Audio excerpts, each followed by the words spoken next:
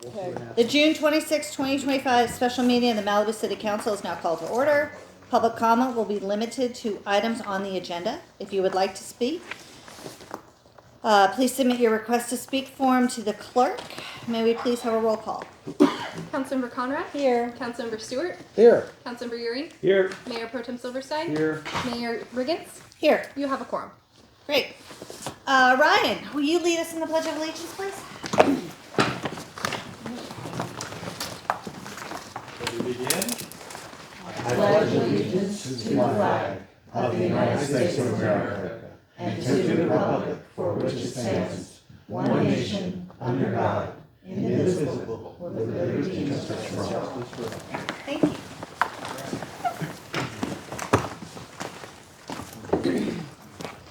May we please have a report on the posting of the agenda? The agenda for this meeting was properly posted on June 24th, 2025. May we please have an approval of the agenda? I'll move to approve. I'll second. All in favor?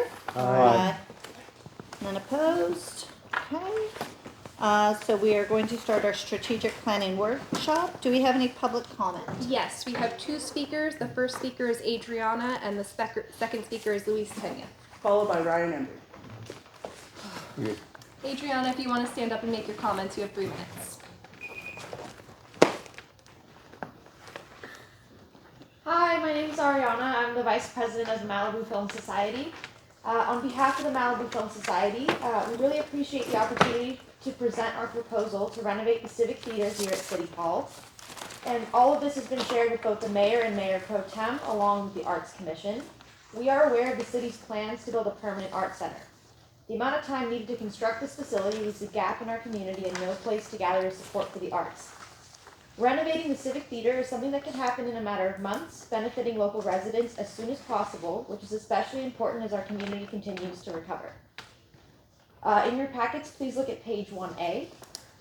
Here are the current building plans as supplied by the city. It's a flat floor space with 162 permanent seats, 122 of which are in the center section in the front of the stage. When needed, 80 removable chairs can be set up in the open area between the front of the row and the stage.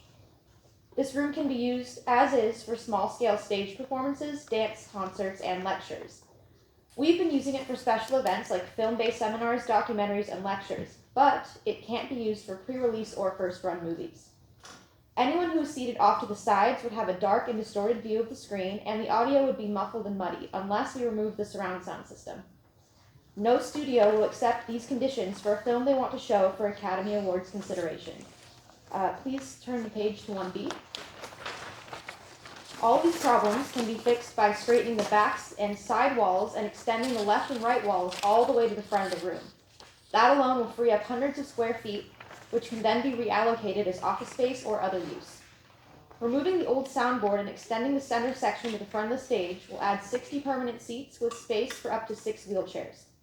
There's even enough room to add a center aisle along with a new 28-foot screen on the back wall. The Film Society is willing to provide an industry-compliant digital cinema projector and surround sound system as required by the studios. That system can also be used for digital scenic projection for stage productions and other events. This is a project which can be done relatively quickly with a minimal disruption to regular operations at City Hall and can be done with a relatively modest cost. We've had 2 separate ballpark estimates of around $1 million. Please look at page 2A. We've also been asked if stadium seating can be added, and the short answer is yes, but it would cost a lot more and take a lot more time. If desired, this can be considered later as phase 2, which is on page 2B. We strongly urge you to request a staff report to consider this proposal so that you can better understand the potential costs, benefits, and concerns involved.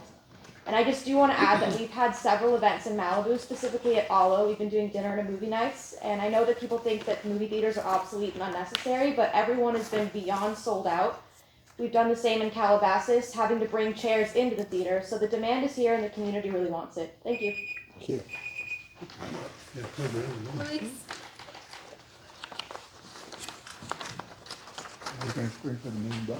Hi, Council.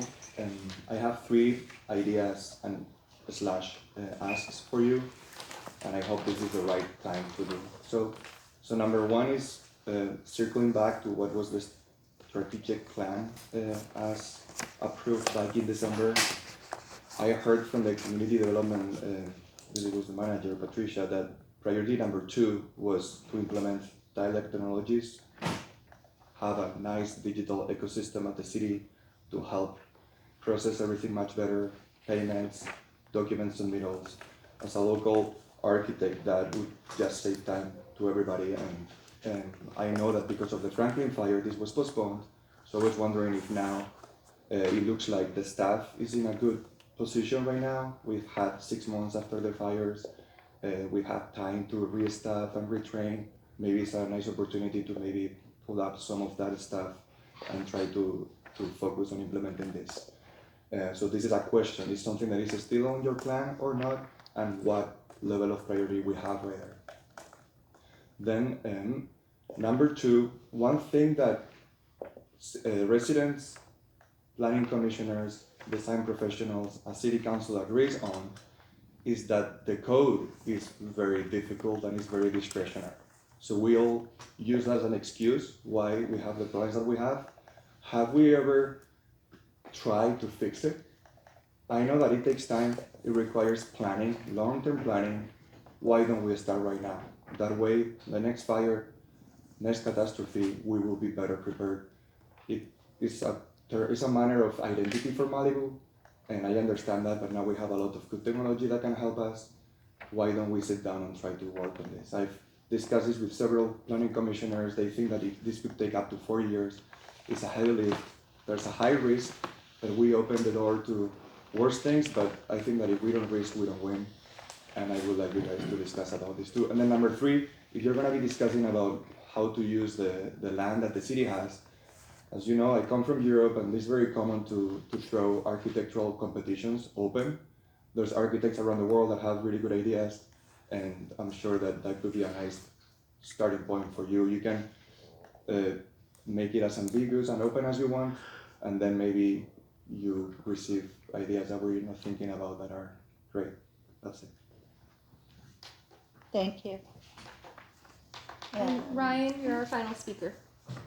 I wanted to say this is your first meeting since the fires. So the residents who suffered fire burnouts have had to switch gears and prioritize for their families, rebuilding efforts, relocation efforts, going through financial issues. That's exactly what the city of Malibu has to do as well. The infrastructure of the city crumbled. Pacific Coast Highway and the cellular system, and now we've got a lighting system and electrical distribution system problems, and we've always had the limitation of an aged out, undersized water main running the entire length of the city. And that 30-inch main has cracked, left the city without water for 3 days in 1999, and there was no other emergency. It just cracked on its own. So we're 30 years past due for a big earthquake. This is going to be a real big problem, and the city's infrastructure needs to be assessed now. You need to hire a specific engineering company to come out and do these 3 functions. The vulnerability assessment of the water supply to this city, water level management in the water tanks up in the hills. This has to be done independent from the water district. We can't just take their word for it from now on.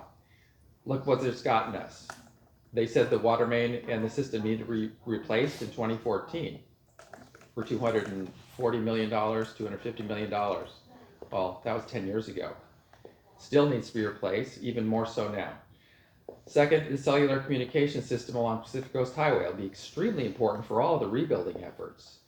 And now that the poles are being undergrounded, they can't just add to any pole. It's going to have to be figured out what the spacing is going to be.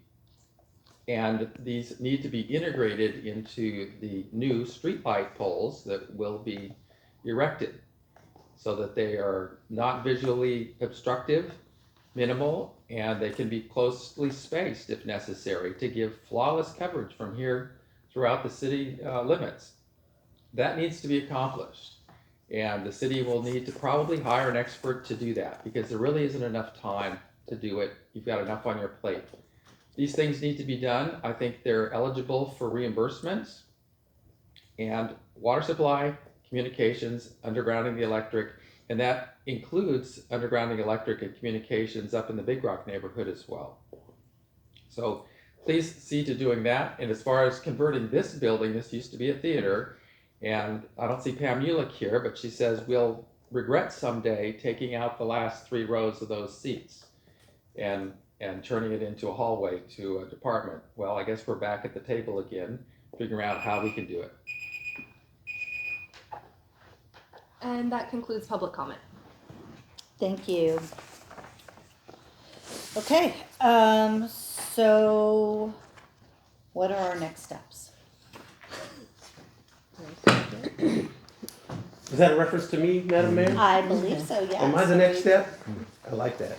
I'm looking to our city clerk to give me Yes. directions. Public comment closed, meeting called to order. We can proceed with the workshop. Thank you. Well, it's good to be with you. For those of you who don't remember me, Jerry Preciado, I know the council does, but I don't remember all of your names. So just the ones that, I'm sorry to single you out, but name. Hi, I'm Susan Duenas. I'm the Director of Public Safety. Thank you, Susan. Appreciate that. Kristen Riesco, Community Services Director. Thank you, Kristen. Recognize your face, but didn't remember your name. Yolanda Bundy, Community Development Director.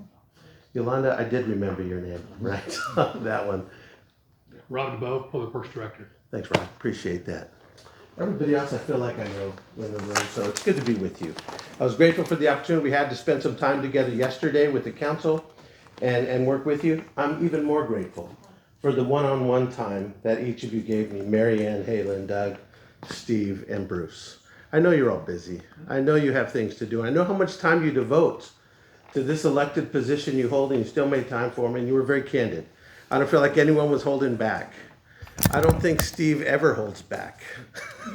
So it was very nice to have that candor. I'm sorry, Mary Ann, were you? Well, I was just gonna ask, I don't have copies of, the current strategic plan. Is it possible to get a future copy of that? Or are we gonna go in a new direction? If we need copies, but I think we had kind of a broader vision in Okay. mind for today. Yeah. We don't have to rely on. Last year when I was with you, on the second day I was with you, we went over with Steve, Joe, and Alexis, the projects, right? We had our directors speak to the projects that they were working on, and the council was deciding on, which ones we still want to do. And our director level folks were telling us, well, we're almost done with this one, so we can move that one off the list, etc. Today is more traditional strategic planning. How do we leverage our governance team and our city leadership to focus on the things we need to focus on? This is going to sound terrible, and Anne's recorded me, and I hope this doesn't come out the wrong way, which is that just for a minute, just for 1 minute, right? I just want to put a pin in all the hard work that everybody in this room has been doing in response to those disasters that hit us and impacted the lives of everybody, and certainly more impactful with some of the things our public speaker today, Ryan, was saying about the infrastructure and other such things. And I want us to be thinking forward, right? We're doing all we can, I believe that, as somebody who's met with all of you. There's no question to me that our 5 council members are prioritizing our rebuilding needs, trying to streamline that, make it as easy as possible for those who need to do it, and that they're being fully supported by the leadership of this city. No question. But when we do strategic planning, the idea is less focus on the past, more focused on our future, right? And so we know with all the talent in this room, all the talent in this city, and the people that we represent here, none of us can even change 10 minutes ago, let alone 6 months ago, a year ago, etc. But what we can do is influence the future. We can have an impact on those things that are impacting Malibu on a going forward basis. And so how do we lay the foundation for a vibrant, sustainable Malibu in 2050 when we're 25 years removed from that? And the way we do that is to compartmentalize for a minute everything else, say to ourselves, hey, what can we be working on now? Is it infrastructure stuff, right? Is it ensuring that as a city operation, we are fully, I can't really say insulated from, but prepared for cyber attacks, right? Which come more often than we can count anymore. And so we start to look forward, and that's what we want to do. And so we want to start for our purposes today from all of you. And I'm going to do a bit of an order here to it. But remember, we want to stay big picture with the questions that we ask and not get in the weeds on this stuff. And one of the first things that I want to ask you is it's in the context of a traditional SWOT analysis. Do you remember that acronym SWOT, right? We've all done it. Strengths, weaknesses, opportunities, and threats. We can drill down, time permitting, at the end of how we address those in our current context. But let's focus now. For example, I'd like to start with our elected team, our governance team. Any one of you who wants to go first. What do you see as the strengths of the city of Malibu? When you Halen. say city, do you mean the city staff and the electeds and the residents? Yes. The whole. The strengths of us represented in this room. Now, we serve everybody in Malibu, businesses, residents, stakeholders, etc. But what are the strengths of us as a governance team, as a staff, as our resources, right? As our assets that we have available to us, etc. What are those strengths? I think we care a lot about the city, whatever our priorities are, if they differ, or our paradigms. I think that we all are very invested in the success of the city. Very good, very good. And my able scribe over here, the very capable Richard, who has excellent handwriting, I might add. I appreciate that. It's going to get worse. That's just the way it works. Yeah. But there it is. Thank you for that. And he'll try to do his best to capture your message, because it'll come in 8 sentences and he'll have to put it in one short phrase. And so if he doesn't do it justice, you jump in. But I think he did, Halen, on that one. Care about the city and community pride. What else, council members? I think our vision, the mission statement, vision statement, are very clear about what we want the city to be. There's no guessing. We want to stay rural, non-urban, and we want to keep the open space that we have today into the future. We're not going to, and use a phrase I use periodically, we're not deferring development, we're avoiding development. It's very clear. It's very clear. I agree. All right, continuing. And just because you're gone doesn't mean you can't go again, but I would like everyone to chime in. Steve, you're ready. I think we've got a community that is resilient, all right, that is willing to come back and do whatever they have to do to get rebuilt. And I think we got a staff that is experienced. I mean, they've done this with the Wilson fire, so we've got a much better chance to help our residents out this time around than when we tried to do it the first time for the Wilson fire. So I think our resilient residents and a staff that's trained to be able to help people out. So resilient residents and then adaptable staff, I think would go well on that line. We know how adaptable you all are because you all pivoted on a dime for the pandemic, right? And you figured out how to do what we do from home for as long as we needed to. And some of my clients are still doing it from home, but you're very good. Resilience and then adaptable staff, very good. Bruce, what comes to mind? Relatively healthy treasury.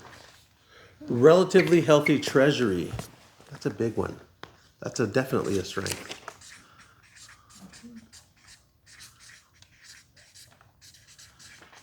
All right. Mary Ann, anything jump out at you? You took yours?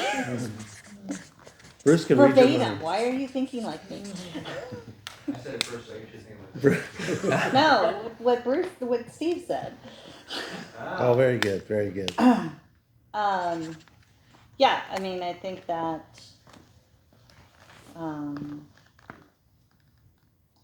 city, community pride, I think that. That's fine. We'll keep opening it up. More. The people in Please. this room. Everyone. Okay, so it would be Executive team, leadership team. executive leadership team. Very good. That'll absorb governance team as well.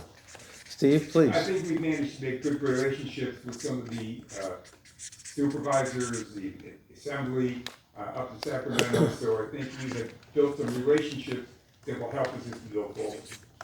So goodwill with elected officials, Right. Good county, relationships, state, good etc. relationships, right. Good relationships, which create goodwill, which create results, hopefully. Yeah. Very good. All right, let me open it up to my senior management team in the room here.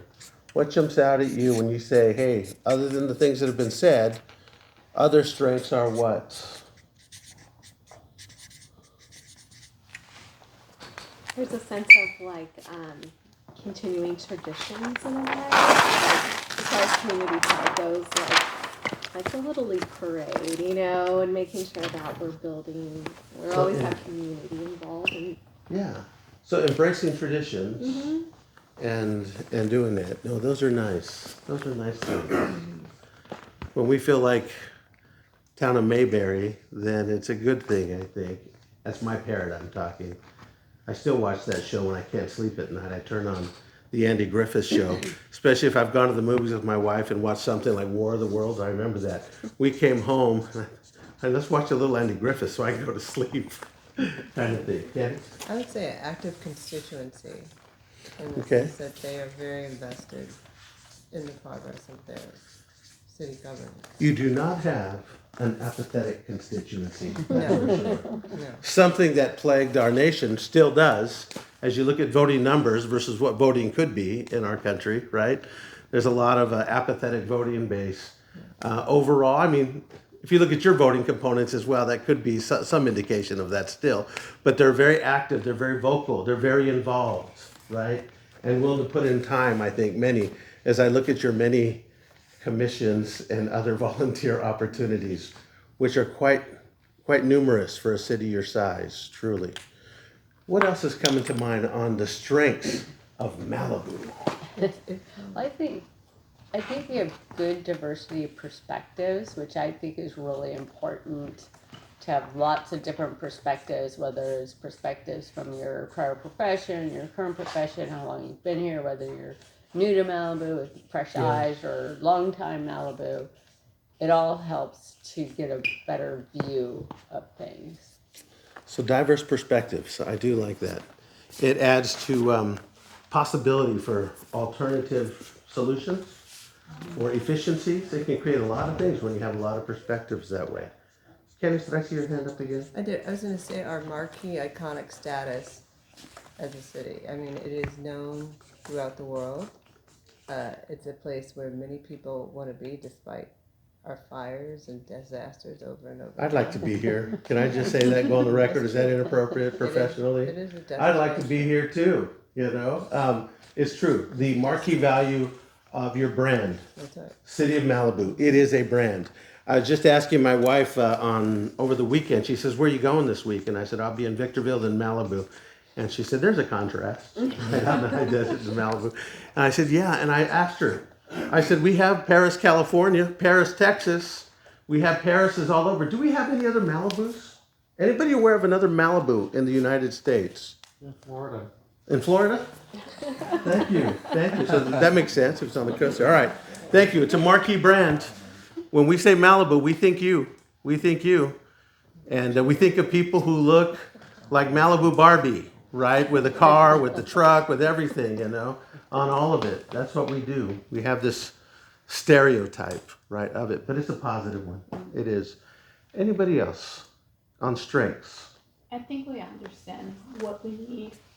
We understand what the community needs. And so we are able to act on it. You need to know That's what very the good. problems are and understand the community and the needs in order to provide solutions. Yeah, in my word, that's he's writing it how you wrote it, how you stated it.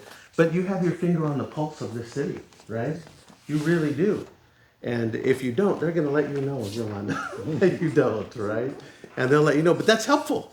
Going back to the other strength, an active constituency, because then there's no surprises. Nobody's pulling the rug out from anybody when you think you're doing great. And they're like, no, you're not on it at all. You know you're on it. I like that, Yolanda. I like that. Anything else jump out at you as strength? Well, it's kind of related to a bunch of things. I think Steve's comment about strengths of relationship with other agencies and regional, that's a really big strength, something that I think we've all been working on. I think Yolanda's comment was good, but I think one of our strengths too is our relationship with the community. I think that's a big strength, and that's something that's unique. So positive relationship Positive with the relationship community. and have that connection with the community, and it's kind of in there, but it's just a little bit more kind of. Yeah, because I mean, it's part of this, care about the city, and it can be It can be understanding a couple of these and the active constituency / positive relationship, but let's put it down as positive relationship. Because I believe that is a strength. That is a strength. Is that it? Did we just describe us, Kelsey? I could come up with one. Yeah. I'd say internally one of our strengths is that we have our staff has a strong sense of purpose, and that purpose is to serve the city as a whole and not just the mission of their, individual role or department. So we can go Shared all in on purpose. a project. Shared purpose, by many books that are written on great cultures, one of the 3 elements that many people identify as great cultures is where we have a shared purpose. Right, so that's a big deal. And if that's what's felt here, that we have this shared purpose, that is an indication of something much bigger and stronger. So that's great. That is definitely a strength, a shared purpose.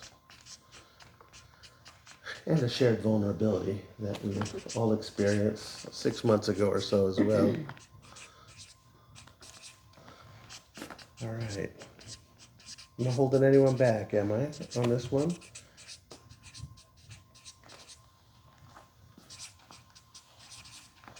What about, Trevor, you get to compare cities, 'cause are you city attorney for others, right? Yep. And just from your perspective, I'd like to hear, what do you see as the strength of this particular one? I mean, sort of tied to what Candace was saying, I think there's a real opportunity for Malibu to lead.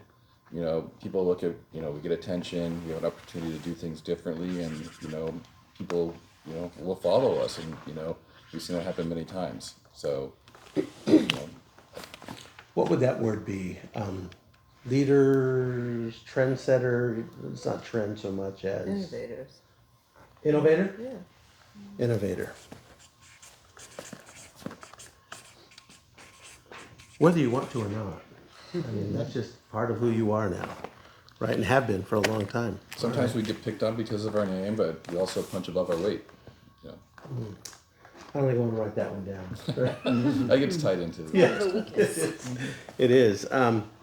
Do you feel picked on because of the name at times? Like, oh, you're Malibu, or Yeah. that kind of thing? Yeah. On a national scale at times.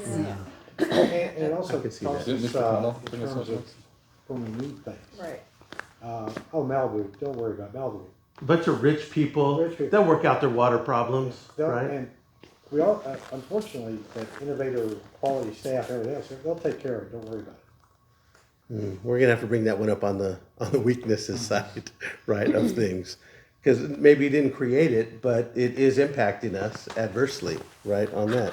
Any others before we move away from these strengths? Because, those are pretty solid. We've identified an incredible community that I can tell you with many of the clients that I have, right, as I asked Trevor about it, I can't say a lot of this about a lot of my clients because they're trying to work through some challenges, right? They don't have the economic resources to be some of these things or do some of these things. They don't have the community of involved people, right? They're dragging people to town hall stuff and other such things. And so it's different. So this is incredible.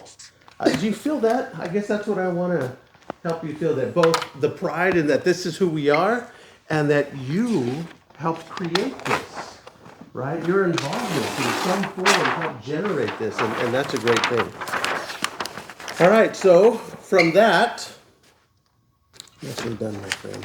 If it'll stick. There we go. Good. With that, let's pivot from, what do we see as strengths to what do we see as, I don't like to use the word weaknesses, but let's use weaknesses because that's the tradition. What are areas maybe we need to shore up? We'll say it that way, right? What are areas we need to shore up? Let's start with staff this time, and then we'll go council next. I would say that we are understaffed and overcommitted. Understaffed and overcommitted. That is a consultant's worst nightmare, right there. You know, we're more likely to, under promise and over deliver, right? That's our goal. This is not a good combo of understaffed and overcommitted. Those should probably be two separate ones. Thanks, Richard. And since this is like a brainstorming kind of thing, I'm glad that you've already know that, and no one's like, well, I don't agree with you, Candace, because this isn't the time to disagree about strengths and weaknesses. We're just throwing them up there, right? Rest of my senior management folks, Yolanda. With the location comes the devastation of the different events, and that creates a weakness. Not so much because of, like right now, the policy is so devastated. And so now resources are moving into helping that community rebuild. And So is it accessibility a weakness? Accessibility to us, or? no, it's the location that we are, the geography that we are, that we are more prone to disasters. Oh. I think to me that is a weakness that we need to recognize. Yeah. Because Like vulnerability? Vulnerability to natural disasters, Yes. right? Yeah. Vulnerability to natural disasters. It's a sad thing to think about, but it's a reality. Right? Is that the word natural? To disasters.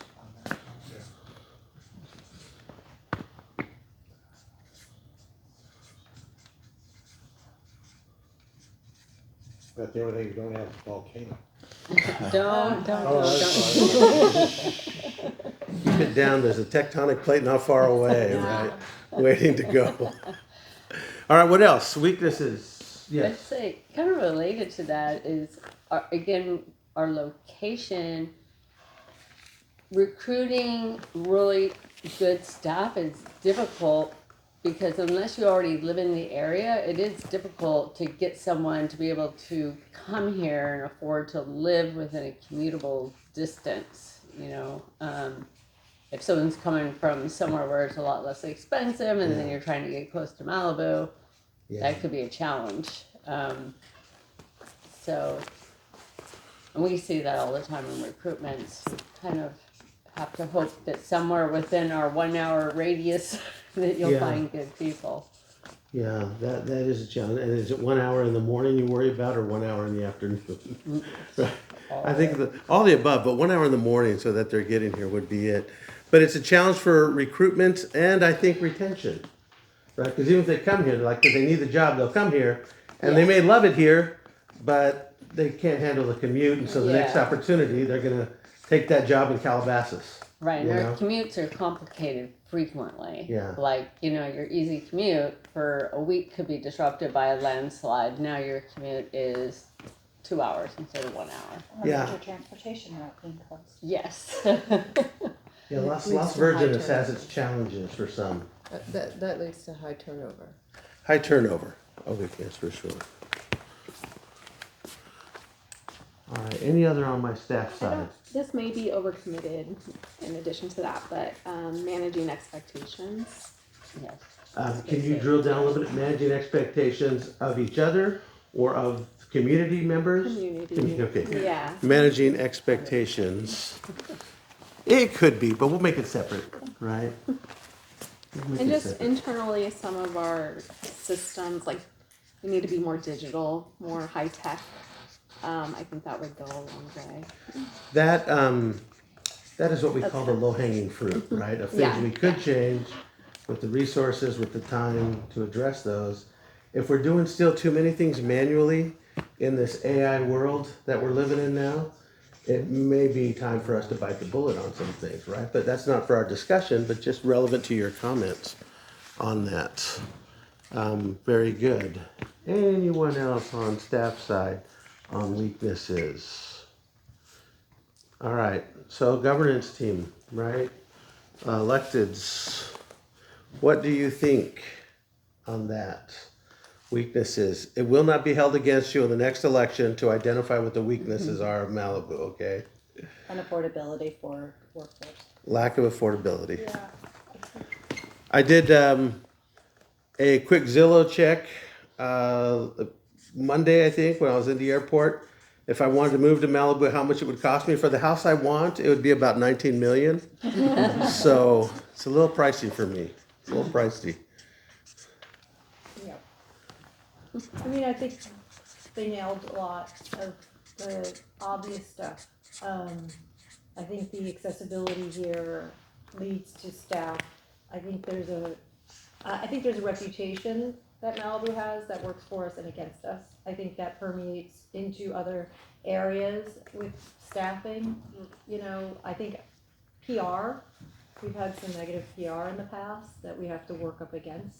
So I think that. So overall, are you saying reputational challenges? I think, yeah. Because the strength, our marquee brand, can be a weakness as well. They can be both things simultaneous, right? Yeah. They can. This great brand, and then all the great envy and jealousy that comes with it. And then there's the other part, which is something happens and all of a sudden we get painted with a broad brush with a lack of empathy that other cities might get. Misunderstanding the reality and Yeah. lack of education of what the reality is. So all of that under reputational, I think, is true. Yeah. We've been branded, and it, I think, works against us more than it works for us, seeing it from this lens. Interesting. Yeah. Anything come to mind, Doug? Yeah, we're a relatively new legal city, but we're an old city when it comes to our infrastructure, which is also unplanned. You look at our water system, for example, or the electrical system, or the road system. All these are cobbled together. So I don't know how to put that in a short phrase, but Aging infrastructure. Yeah, well, it's not just aging. It's when you look at the houses that burned on PCH. Some of those houses go back to the 40s. Some even back to the 20s. Right? Yeah. And they're right next to a house that's from 2020. You've got to deal with this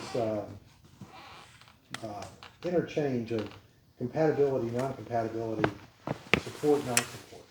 And yes, we're a young city legally, but we're an old city when it comes to infrastructure. No, that's it. Infrastructure is the challenge, as was brought up earlier as well, right? It is a challenge. And you know, that's not unique to Malibu, right? I mean, LA County, I mean, I just remember going back to take care of something in Westwood. My alma mater is there in Westwood. And it was at the same time that a main water break on Sunset Boulevard happened. And it basically flooded all of the Wooden Center and the Wooden Center 3-story parking lot underneath it. Those things are real. And it was just old age, I believe, on that one that did that. Can I piggyback on that? There's a lot of deferred maintenance that has gone on over the last half century that need to happen. Halen? I also think that there could be some more education that would help residents, and we have a lot of agencies that govern us. And there's a lot of people telling us what we can and cannot do, when we can, where we can. And I think the residents, a lot of the, I would say maybe from like hostility or what I feel is misunderstanding what is in the city of Malibu's jurisdiction, what we can control and what we can't control. And I think that it's unfortunate that Malibu becomes sort of a scapegoat in that, the staff feel it and I feel it because there's not a lot of education. You know, we became a city in '91, but that doesn't mean we were like independent of all of these other agencies that rule us. Frustration, not being able to. Jurisdictional confusion, which I come up against myself. Whereas. And frustration of not having the ability to actually That's right. control things. That's a good Themselves, even spot. a lack of control. Yeah. We control Lack so of, little. that's right. Lack of control. Over big things. Yeah. Yeah. Everywhere you look, somebody else has got a finger in our pot. And it's not always great. And that's why I say, you know, what the city of Malibu actually does do is really good. It's just that other agencies are making us look bad. Because they're not taking as well care of Beaches us. and harbor. Beaches and harbors, MRCA. I know we're being recorded, but it's not very fair. We're also speaking in general terms, right? Yeah. And there's examples, I'm sure, where they would feel the reverse, right? So it's just agency, it can happen anywhere. Steve, anything come to mind on the weaknesses side? Things we need to shore up? Build a quarter of our city. And we've got to do that and still be able, in the end, being able to maintain the character that we want for our community. It might be a simpler way to say it. Yeah, I'm trying to find that. We have built ourselves as a rural community, and if we have to rebuild, we gotta make sure somehow we get to the end of that game, that we haven't really changed the character of where we live. So that's a concern. That's possibly a priority. I think it is, looking at your projects, et cetera. And it falls into the category of vulnerability to disasters, but I don't know if I'd call that something that is a weakness or something that needs to be shored up. That's something we want, right? Yeah. And so, no, that's good. I mean, that's a high priority. Yeah. I'd actually call that actually an opportunity. Yeah, we'll come to opportunity next. Opportunity to respond to this and achieve the outcome you just mentioned right Maybe there. that's a reactionary problem, like we're understaffed, so we're always reacting, then that would be an area to shore up. How to get less reactionary and more proactive and get in front of things, which takes time and staff, but that is an area. So that's definitely one to put on, Richard. We are more reactive than proactive. And there might be a lot of reasons for that. But I see a lot of heads nodding, I mean, we have been a lot more, and that there's a number of reasons that could be that we don't need to go into because you all know them. Short staff, right, demands and everything else. But we're reacting to so much. And it's important for us as leaders to be able to view what's in front of us and anticipate so that we are ready for 2050, 2075, and all that comes our way, right, when it comes down to it. Yes, Steve, you'll still be on the council in 2050, right? So, all right. Bruce, what's something we need to shore up? Well, we listed as a strength the cohesion and the vision. I actually think that we lack that cohesion. I think the vision is more words than it is action, and it's a very difficult mission, and we're not necessarily united on. So the vision, and accomplishing it. the what's the phrase there? So the support for the vision, or is it the alliance on the vision isn't as strong as it could be? We're not aligned on what that vision for Malibu is going forward. And that the mission and vision that we've articulated are extremely difficult and under assault by the world, and who don't necessarily have the cohesion and forceful wherewithal together to adhere to what we say we're trying to adhere to. Definitely something we want to put up there, to have some discussion point or strategic preparation for that needs to happen. All right, everybody, anything else? I mean, there's things. Please. We're a bit schizophrenic also, because a lot of the things that we're seeking to accomplish as a city are not necessarily consistent with our vision and mission. So, I don't know if we want to put schizophrenic up there, but conflicting values? Yeah. There we go. Well done, Richard. Conflicting values. I would say I haven't actually heard or seen a clear vision, except for the mission and vision statement, which we try to uphold. But as far as like the planning or an overarching vision of where we want Malibu to be in the coming 5 years, I kind of have never seen that. Well, I mean, But I'm new here. I'll be saying that for the next 4 years. So I think that's important, right? An articulated 5-year plan could be a weakness. A lack of articulated 5-year plan, maybe. well, I mean, I think it's a lack of understanding of the general plan. Okay. That the general plan outlines what the founding was on and how they envisioned it going through. They documented what the city was at that moment in time and what the striving and what that plan was to be. So what the city looks like right now is based on what they thought then. Are we talking about the 90s? Yeah, 91 when we became a city. Now, the 'Cause I general thought- plan was done, and it's still, our original general plan is still in effect. And that outlines what existed at that time and what the intention of the different neighborhoods and zoning were to be for those different, of Sure, I Malibu at that understand. moment in time and Malibu in the future. So I think as people, as they learn the general plan and read it and everything else, they'll understand if we've stayed with that or if we have deviated from it. But you articulated very nicely, Doug, earlier, right? This idea of being rural, non-urban, I guess was the other phrase, right? The non-urban environment. Where was that coming from? I'm just curious. I just want to put that Right out of the together. mission statement. So we have a mission statement and a vision statement, but it's not clear that we're all on the same page about what that means. That's what it sounds like. I mean, I can speak for myself. I think that it's a very loose, it's a broad stroke, right? What she might think is rural is not the same as me, and what he might think. So these are very undefined, lovely ideas, but drilling it down to like codify it or to have standards for neighborhood character has been, I think, hard for Malibu.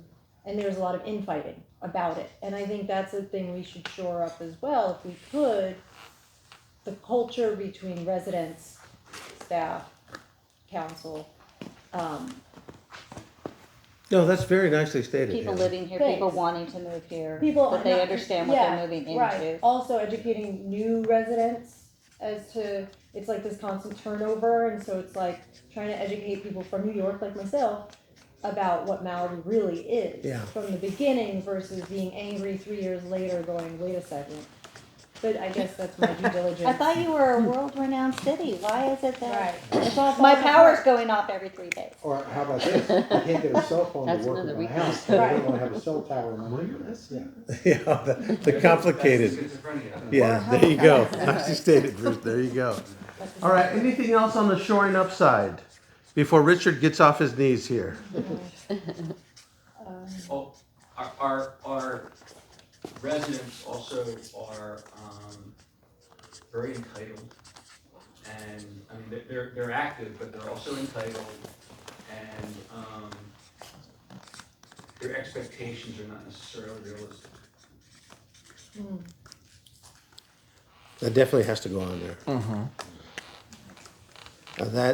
That has been around since 1991, I assure you that. How specific do you want us to get with this? 'Cause I got Well, it's the thing. I'm Yeah. No, this is the time, in my mind. A list of projects or a list of? A list of everything that goes into everything. Well, you got a list, we got a list too. Okay, good. Yeah. I'm Great. just, Love a list. Let's hand some out, Candace, and do that. Just happen to have one. there you go. What was the last one that came up, Bruce? Entitled constituency.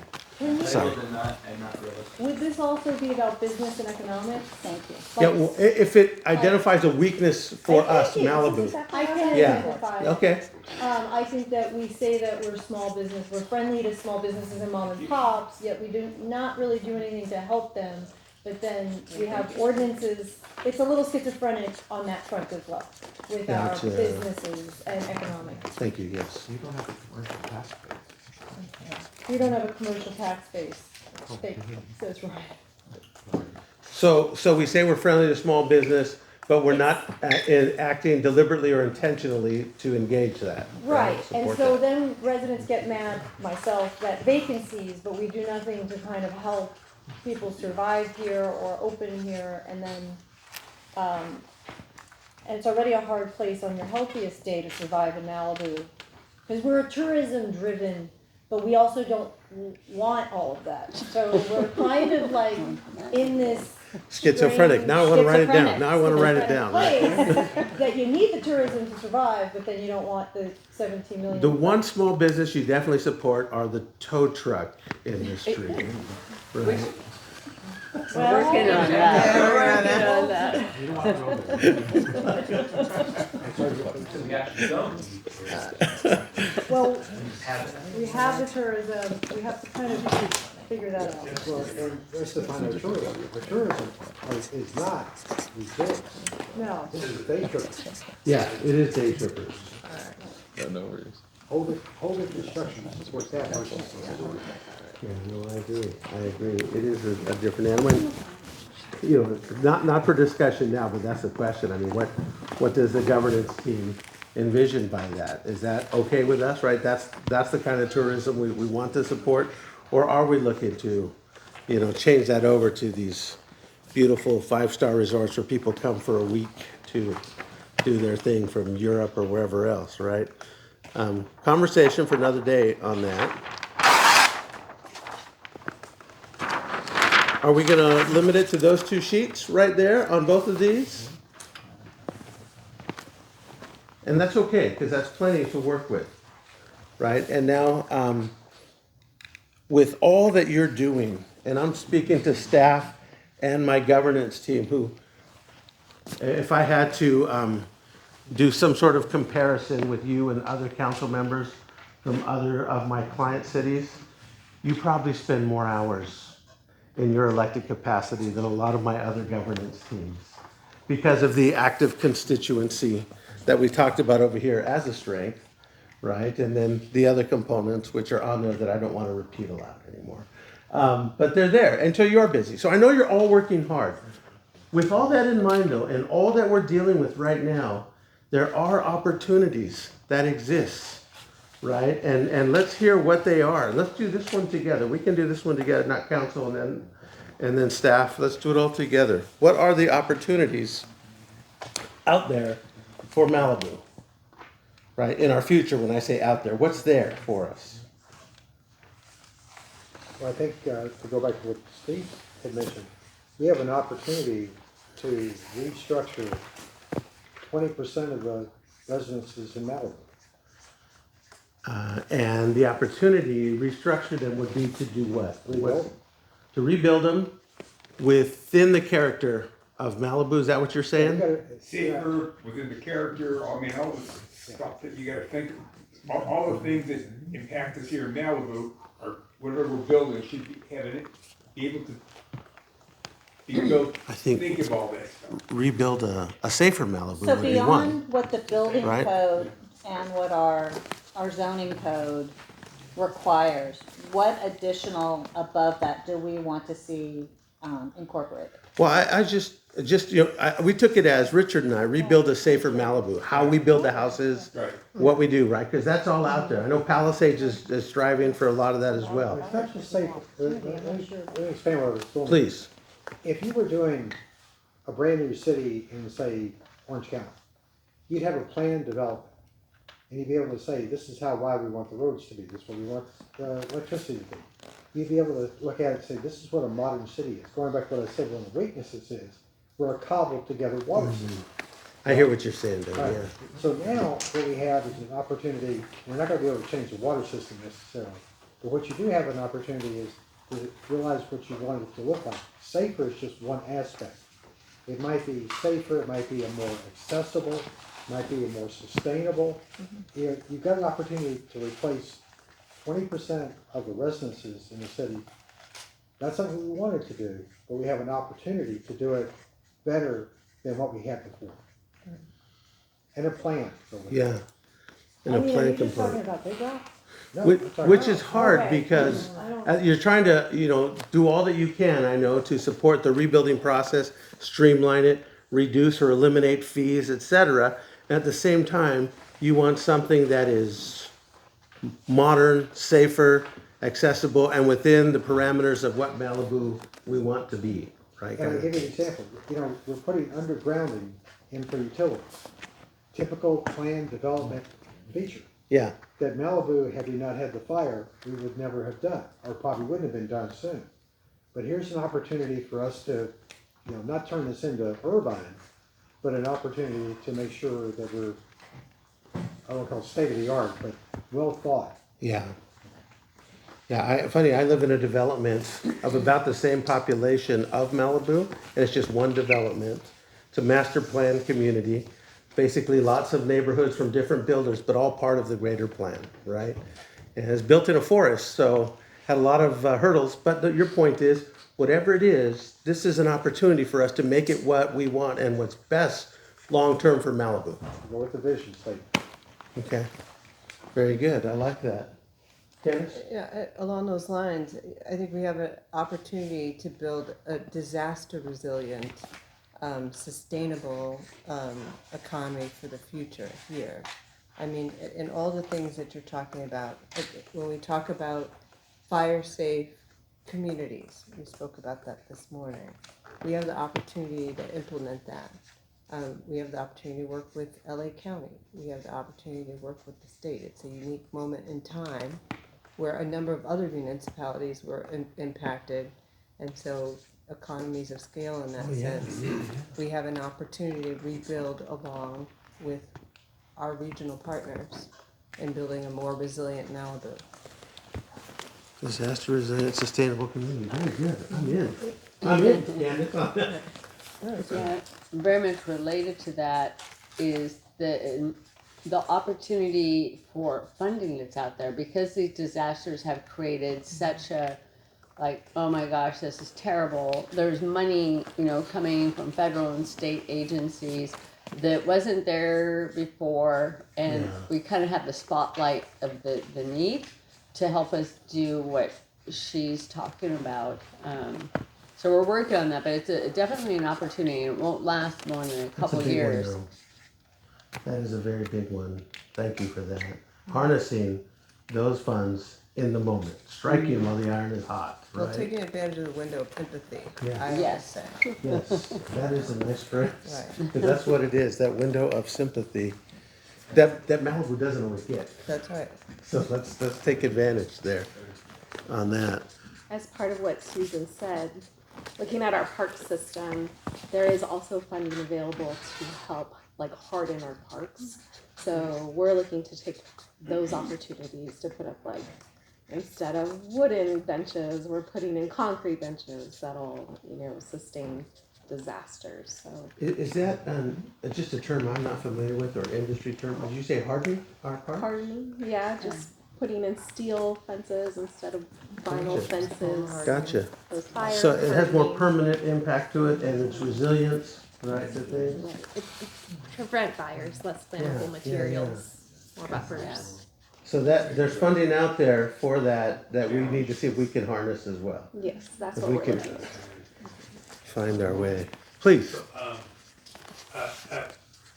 Improve our efficiency through technology and looking at different ways we could use different programs or technology or even AI to improve what we're doing. Very good.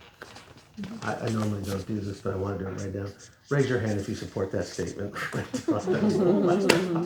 Yes, that's an opportunity for us going forward, right? In implementing technologies for greater efficiencies and honestly leveraging ourselves to be able to then use resources of time for other things, right?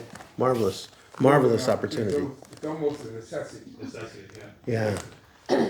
Just to add something to it, one of the things you run into in business is you look at your operations or your infrastructure, and they all have an end of life. For instance, computer systems. And if you are at that end of life, it's an opportunity to jumpstart to the future. You look at, take for instance, just the sound system and video we have in this room right here is at end of life. And we have a lot of things that we are getting close to that point. And this is an opportunity for us to take advantage of that by getting the state of the art without having to throw good stuff out. It's just time. Very good. So it's along those lines then, right? The opportunity to improve our efficiency through technology, and I guess it's a separate one, Doug, which is to update. What's the word I'm looking for? I think one thing that it's manage our assets and be a little bit of efficiency and have more technology to manage our assets. I think Doug mentioned, the lighting and the technology. Assets. Right, and so. I would put that one down. Optimize our assets, yeah. And with that, with technology and different programs in place, you can manage those. You can manage how quickly or what's the lifespan on that and when you can do that. You can plan for that. And so without that, you're just doing catch up and you're not. When things break, When things break, you fix it. Yeah, you're being reactive instead of proactive. Yeah, no, when that happens, I have a small city up in one of my Central Valley areas where they don't have to wake up at certain hours of the day or certain things because they can do it all remotely from their phones and other things and fix it, right? So no one's going out in the cold or anything else, but that'd be a great efficiency, not having our on-call people having to go out to fix it when they can fix it. So other opportunities, please, Yolanda. Economic development. I think Okay. that brings a great point for an opportunity. That was something that the city really never concentrated on. I'm not talking about economic development in a way that we ask every business to come in.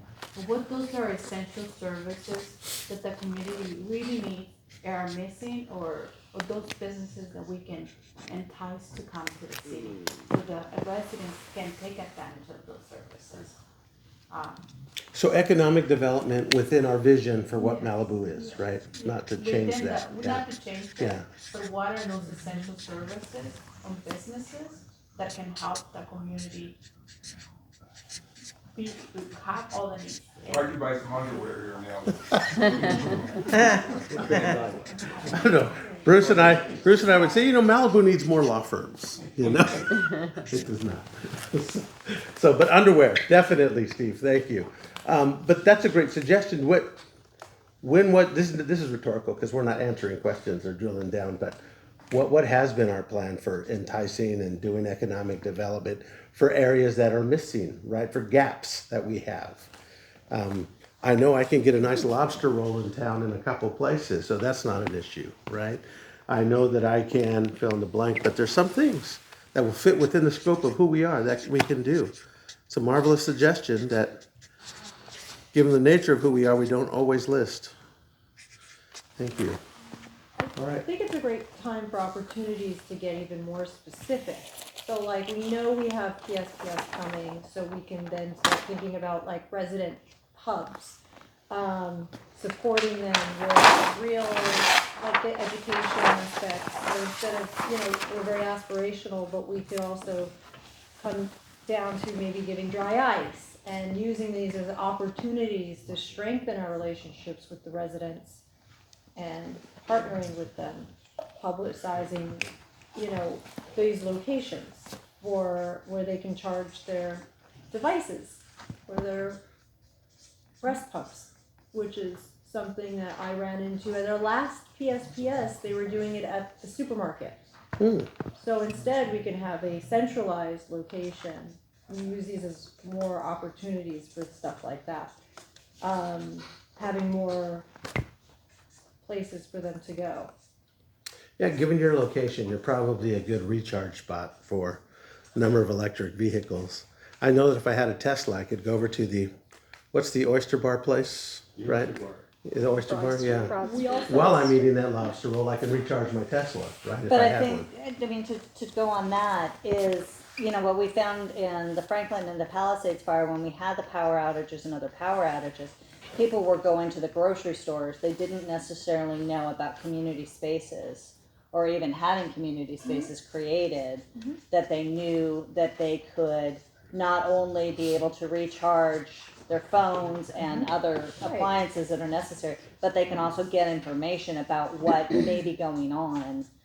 So that combination of basically a community center and knowing that, and how to get that out, because I know that we do have those facilities, but it doesn't always get communicated. And so meeting our residents where they're at, but at the same time having them know that, okay, if something happens, this is my first stop that I go to because this is where I know the community gathers. So is the opportunity to create those or to advertise you already have those? I didn't quite catch that. Both. Both. I think we need to do both things. Okay. And I think we have an opportunity now to, we have scars, we have burn scars.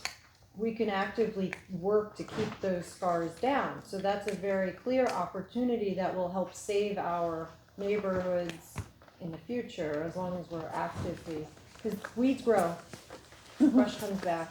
So is it maintain or control those scars, Yeah. Well, it's open land, fire and land management. fire and land management. Opportunity for us to maintain and improve fire and land management. So this is a little bit of a political third rail. I mean, given that a lot of people are not going to be able to rebuild for financial reasons, among others, there's an amazing opportunity to actually have more open space, both on the land and more importantly on the beach. But it's not being pursued by anybody. Well, I mean, I think that's what the motion that the county put forward is for some of that land. That actually is one of the cornerstones in that, Yeah, I'm is not the sure. land banking option. Yeah, but I'm not sure it's really for the purpose of putting it away in public This trust. isn't about. So the next one, Richard, opportunity to have, to maintain more open Uh, space, where we're not gonna Denser rebuild. development. Yeah, I mean, if you read, it says bank the land, but then resell it, I mean, make it available. Who's banking it? The county? Appropriate to There was, Yeah. in the county document, there was something that said they had an opportunity to buy land, but if I remember, there was some language that said they bought it in terms of being able to resell it if they had to somebody else or to developers or. It's so discretionary, right, if they had to. Right, and that's why it's so not important like for our banking it city forever. to be involved in that so that we can make those decisions within our community. And Well, this have this that- elected group right here, it has to have the voice in that representing the people. I mean, if not you, then who? Right, Candace? Yeah, I think there's an opportunity to galvanize the community around creating what is more private entities. There's public-private entities. When you look at what's happening in the Palisades, there's great formation of private entities to help with their rebuild and recovery efforts. So Steadfast LA, Fire Aid, the Palisades Recovery Group, all of that. Our community would like to be able to, assist the city in coming back from this latest disaster. Yes. Yet, they just would like some direction on how can we create an outside, agency, be able to fund that and really help with city efforts, and also at the same time have the community understand that your government can't do everything for you, that your community actually is a partner as well, and that we can work together in a public-private partnership fashion. So I think there's an opportunity to galvanize the public around that idea, because it's happening in Altadena, it's happening in Pacific Palisades, but it hasn't happened in full strength here in Malibu. Yeah, I read some interesting parts about the Dina's efforts Right. over there, yeah. I think Richard captured your statement Right. beautifully on that one. So that opportunity is real. And a lot of the things that we're putting up here, I think it's important to have the little asterisks by each one of them. They're opportunities and the windows are shorts. Is that the right adjective? The windows aren't open for a long time, right, on those. So it's important on that. Any other opportunities jumping out in your brain? I think for me with the general plan, right, 1991 it was written, and do we need to do more outreach so that community, new members that are now joining the community, they understand what are our regulations, Yeah. what is the vision, and so this goes to the vision and mission, a more concentrated and focus on that, a marketing strategy that will let everybody know this is our vision, this is your general plan, this is how we intend in the next 10 years, 20 years that this is going to be functioning, but not forgetting about the infrastructure also. So in a sentence, is it revisit our general plan? I don't know if revise is the word, Not but right, I agree. what we Lean have. into it, right? Well, And actually publicize it publicize it. Not a lot of people know about it. So the marketing of that document and the sharing of the information that has never been done. They need to be so done. general plan hyphen market. Marketing, outreach, publicize, Leading everything. into it, that's a great way to say it. Lean into it. Letting the community know what, I mean, I've done 3 ballot issues in that. What I've learned is people come home at night, they go behind their gate, they lock their doors, and they have no idea what's going on in the city. There's a huge, I mean, you ask 90% of the people in Malibu who's on the city council, they couldn't answer that question for you. They all know you, Steve. No, they don't. Yeah. They just I'm call saying- you. So this process of educating the community on what we're trying to do because they don't know. So, yeah, that's a separate one. Opportunity to educate that constituency on All the efforts that are going everything on. that's I mean, going on. you know, Educate the yeah. constituency I mean, is an I opportunity. learned something at the last city council meeting where they were proposing this plan for the supervisor, and residents came in knowing that there was something else that they thought we were the greatest things to vanilla ice cream, right? And I think that's, the more we let them know what we're doing and what some of the other folks are getting, I think the better off we're gonna be. So really seizing that one pillar of the governance team coupled with this leadership team of being out there, communicating what we're doing, why we're doing it, where it's happening. And to that point, I think there's been a lot of mistrust in the city with regards to, like, we have a lot of residents that lock themselves behind the gate and don't know, but then we have a lot of residents that are vocal that do know, and then there's some mistrust there that's been festering. And it's almost like how to change that in some ways, because I think they've been here for a very long time, they've seen a lot of these sorts of ideas, and the buy-in, and then maybe they see that nothing happens. Or we've had these lofty goals and then nothing really comes of it because of this, that, or because of a fire or a disaster. So it would be good to try to get some of that. Well, I trust. think going on that whole educate and that Yeah. and everything else, I think there's a real vacuum out in the community. You know, people have an idea of what City Hall is. Mhm. And if they don't have to come here, they don't want to, and they're scared to come in here in some ways. And then once they walk in the doors, they're like, oh my gosh, everybody's so nice. Oh, I didn't know this existed. I didn't know this was occurring, or how I could get involved in this or that or the other thing. So there's one group of the community that just is afraid of the city and doesn't know all the positive things the city is doing. On this opportunity of educate the constituency about city initiatives through enhanced communication, right underneath that, we could also then put dispelling the myths of City Hall, right, kind of thing. I think most people can live in the community here, and when I say most, I mean like more than 50% easily live their whole lives here, never set foot in this building, and be just fine, right? That's just a truism. And honestly, that's actually a benefit to a lot of people who actually work in the building, right? Because people can handle things on their own, they can get through things online, and there's less work, and so there's that element. But for the people who need you as their public servants, it'd be good to dispel the myth so they can come in and say, hey, Yolanda is not a dragon lady, you know? I think that was established a long time ago. Yeah, all right, what other opportunities do we have during this time in Malibu's There's just history? so many. We can get really specific, like we have the city-owned properties. So I find that the city studies a lot of, we do a lot of studying, and we do a lot of like consulting and studying, and we do a lot of outreach, and then sometimes nothing happens, and then therefore that kind of feeds into this notion. And again, we have disasters, so people seem to forget that part, and we're always reacting. But I think residents see money spent on studying things. Like, I just came across a study that we did years and years ago, Suzanne Gilden sent it to me, about neighborhood character with Cross Creek. But it wasn't really, nothing came of it. So I think what happens is we do studies, and then You mean the specific plan for?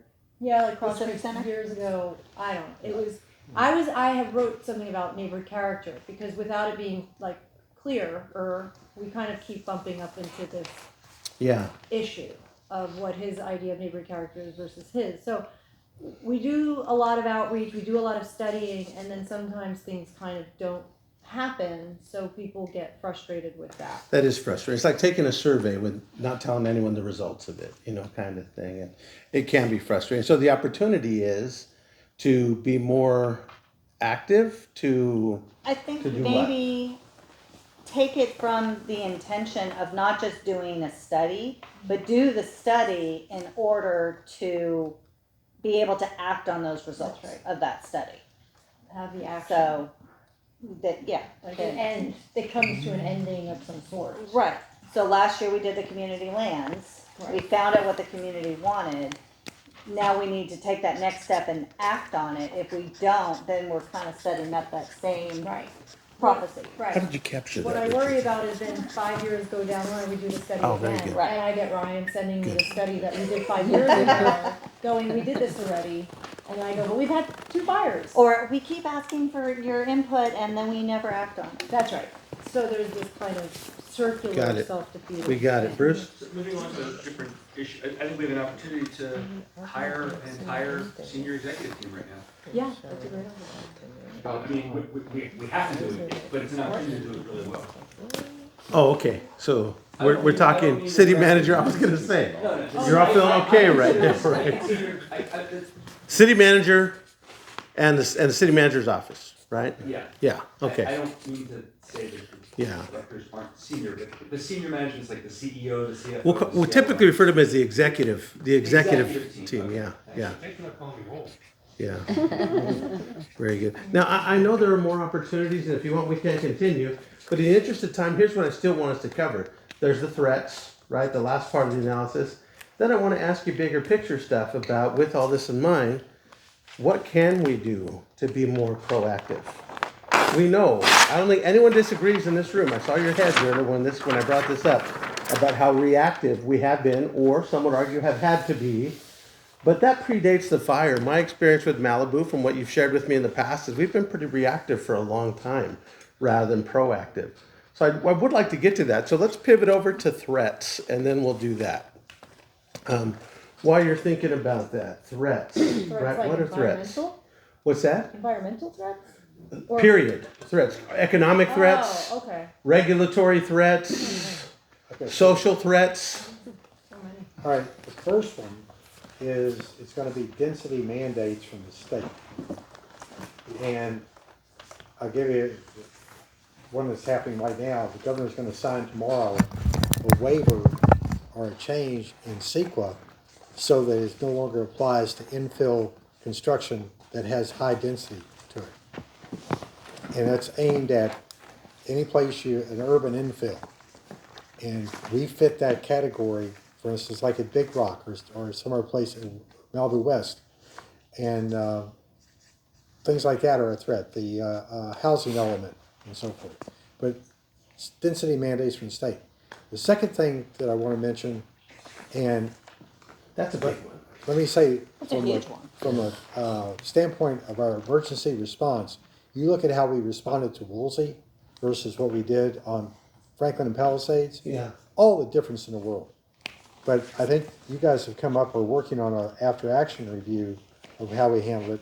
But one thing I'll tell you from having been involved in the EOC, we absolutely have to have a way to communicate with our public during disasters.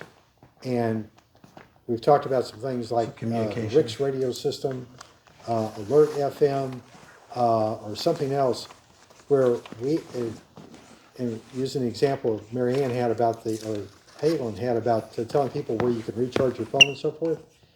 This is a one-way disaster communication system. We've got to be able to talk to the public real time and even when the power's out. So that is a critical item to have. If we don't get anything, for me, if we don't fix anything after the Palisades fire except that will be a success. Very good. But there was you kind of had one mixed in with those two, and that is when you referred over here to the development of a post-mortem emergency response plan. Is that a threat? Do we have an adequate emergency response situation now, we feel? I will tell you from my standpoint, I thought we did a lot better, but you can always do it better. And I think there's going to be opportunities in that when we're done. Yeah. But you look at the other cities in the area, the COG cities, they all looked at us after that fire because we were in many of their places, and they all said, wow. Very good. I think we were the example to many of them. So we can do it better. Let me give all of you a pat on the back right there on that one. But should we put on there threats, disaster response, or is that not? I think it's a threat. Yeah, I mean, I almost feel like the threat is just the loss of the communication infrastructure is always there, like the cell, and like, which is why we have the communication problem. The threat is the telecoms going down. Yeah, the infrastructure. issue is the telecoms go down. Yeah. Our threat is we don't have a communication system to fill in for that. Okay, we'll just leave it at that, Bruce. So these are what we're talking about so far are parts of what I'm going to say, and this is going to sound more dramatic than maybe not. Extinction. And what I mean by that is, That's pretty dramatic. well, what I mean by that though is, I mean, we're a small rural enclave on the edge of the second largest city in the country. We're on a coast that has increasingly less areas like this, very, very, very few. And it's just inconsistent with what society is seeking to accomplish these days. So we're fighting a losing battle. And I don't know if there's a way to turn it around or not, but that we may not be Malibu in 10 years or 20 Put years. that in a sentence. Extinction. Extinction. Meaning that we'll be overtaken and turned into an urban Yeah, we enclave on the wouldn't have the problems we have if we were Manhattan Beach. We'd have different problems, but we wouldn't have the problems we have because we'd have a giant urban infrastructure. And we'd be more concrete with less fires and all kinds of benefits of the kinds of things we're talking about, but we wouldn't be Malibu. Right. And all the things we're pushing to accomplish are pushing us towards Manhattan Beach. So what is that? I disagree. Wait, I would like to understand. Well, I would just like to understand more. Is that because what we're discussing would concrete our mountains? Like what pushes us towards Manhattan Every Beach? single thing we're seeking that we say we need to accomplish, and I'm not saying we don't need to accomplish it, is a step towards urbanization. Fireproofing parks infrastructure? Unless you're going to just make a bunch of clear space. Yes. Nobody's coming into Malibu saying, let me buy some open space for the city. They're coming into Malibu saying, I want to build more development. I want to create bigger houses. I want to create that. So all the row housing. It's like all the Manhattan, stuff. right? It's all of us moving toward more what an urban community looks like. But that's And why there's leaning into our There's general just a plan. drive to do that. It's money. But still, I mean, that is the threat. I would say loss of, Malibu, right, kind of thing as That's a threat. certainly a because threat. That's what it is. Maybe loss of Candace, what were you, I would sorry, say Kelsey. Insecure water supply. Insecure water supply. Yeah. So Kelsey, and then over here. Oh, I was just gonna say maybe loss of rural character rather than Malibu. Okay. What was Candace's? Sorry. Loss of rural, same one you're on, loss of rural character. So she just put, yeah, to urbanization. That's fine. You captured it. The steady increase of cost of stuff and things. Yeah. To like to operate Candace the is city. with water Just infrastructure. in general, everything. Insecure I mean, water everything is supply. going up quick to where it's becoming, things are a lot more expensive now and it's Tariffs. steadily going faster, up quicker than you would normally see. Our All country. right, so Is we it have correct? insecure water supply. Well, the Increases cost in the cost of goods. goods and services have gone up. One, because of our rural nature, because we are further out, that if we are planning on That's- doing anything, it's automatically got a surcharge on it just because of our location. But that's not what that's inherent, that's gonna Okay. happen, I'm just talking in general, everything has gotten a lot Yeah. more expensive. Besides that of living. effect, yeah, just our location makes our costs go up to this level, but the way things are moving up, it's even going up higher. Things are a lot more expensive to build and to put together. Does that capture increased cost of goods and services? Yeah. Okay. Or improvements, yeah. Okay. I would say threats to traditional federal funding Oh. and Yeah. reimbursement. So that's a political one, really, right? Under the current administration, yeah. Threats of revenue sources, funding from federal and state, thank you. University of California is really feeling that right now as well. So funding sources at state and federal levels for sure. That is a real threat because we don't know what's going to happen. Let's say it changes in 3 years, is it all gonna come back up to where it was? You don't know, but it's there for a bit. Yeah, related to that, with the potential of FEMA going away, how that's gonna work in the future, and the threat I keep thinking about is we still are very vulnerable to an earthquake. We have a fault line running all along PCH. It's an active fault. We've had more earthquakes in the last few years than we've ever had. I just feel like we're always so focused on fire that we're getting earthquake's gonna sneak up behind us. And what we have going on PCH on one end of town. Looking at my watch, I think I've gotta go now. Yeah. No, I Fall mean, off into the if ocean. we have an earthquake on the Malibu fault like the 6.5 that Yeah. we could have, that's not gonna be good. That is devastating. We're gonna have a tsunami. Yeah, the tsunami impact is there, we're but. not as vulnerable to I don't think we're tsunami. vulnerable. Yeah. Yeah, tsunami's not an issue. Yeah. But I mean, knowing that's the real threat, I wonder, like, what is our? I know we're doing the evacuation plan, but is there a plan for that? So, threats, right? That's just We my already said, we haven't put down disasters yet, have we? We did over here. Right. But not here, so, Yes, we're gonna be- disasters, we'll leave the word natural off, because it could be any kind of disaster, that was a good catch.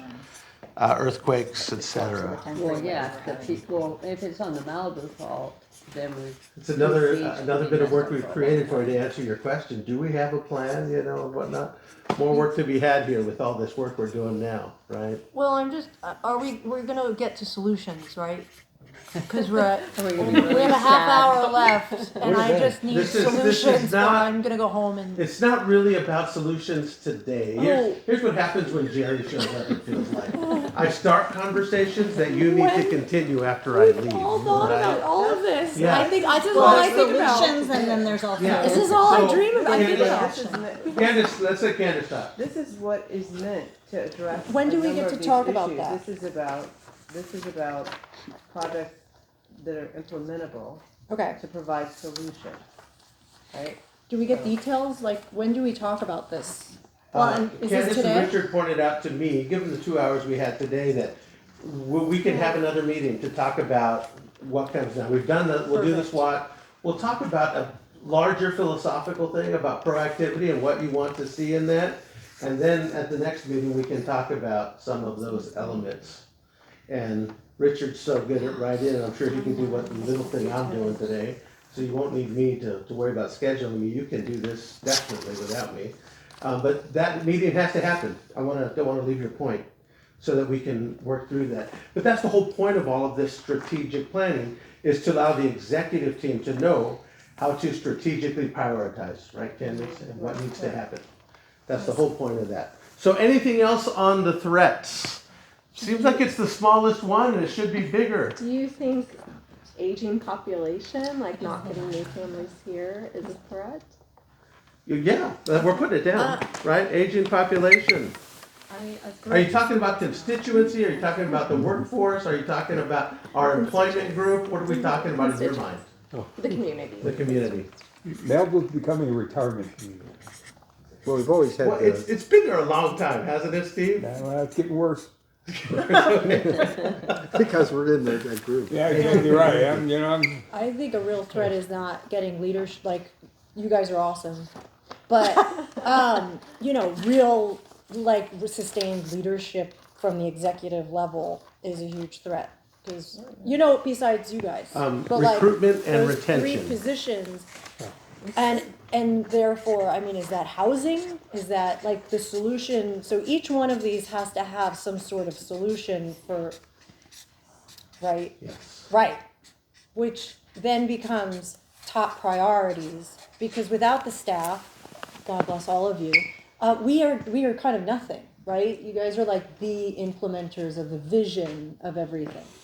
But I just don't know how to get from here to there, which is the retainment. Jerry, if I could just add one thing just on that. So, I don't know if you guys have realized this, but it's become more apparent as I've been writing.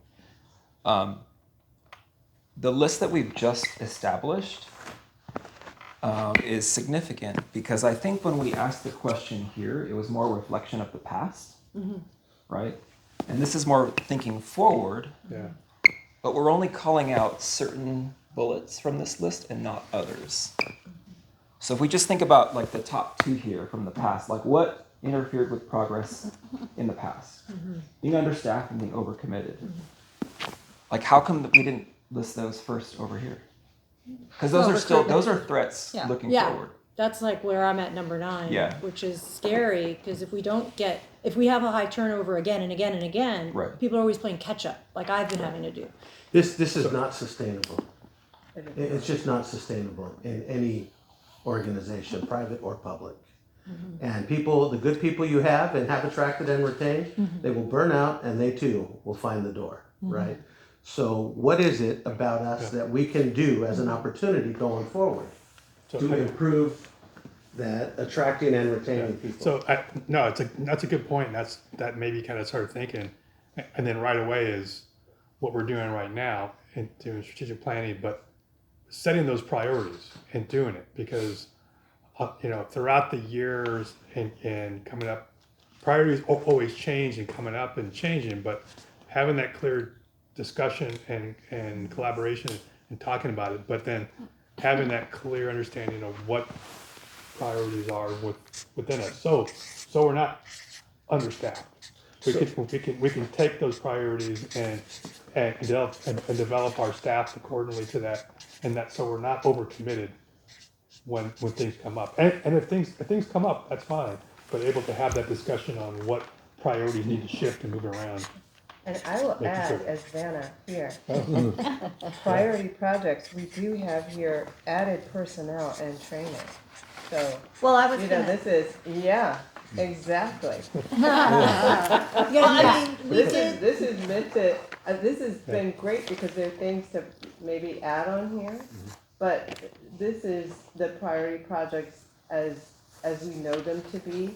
And it's interesting how doing this aligns with, what we developed in sense of what priority projects are. So I'm feeling pretty good that it's matching, but there may be areas that we've missed on here that need to be addressed as priority projects that you're saying that give, the personnel a guide to be able to implement, to address these things. We need to know what these priority projects are and then keep them that way and not let them continually shift and change and move. That we're going to, stick with it. Obviously, things change during the year, but if we could have a full set and know that you all have approved like these priority projects for the organization to focus on to implement your vision, that this matches your vision, because it's our job to implement what your vision and policies are.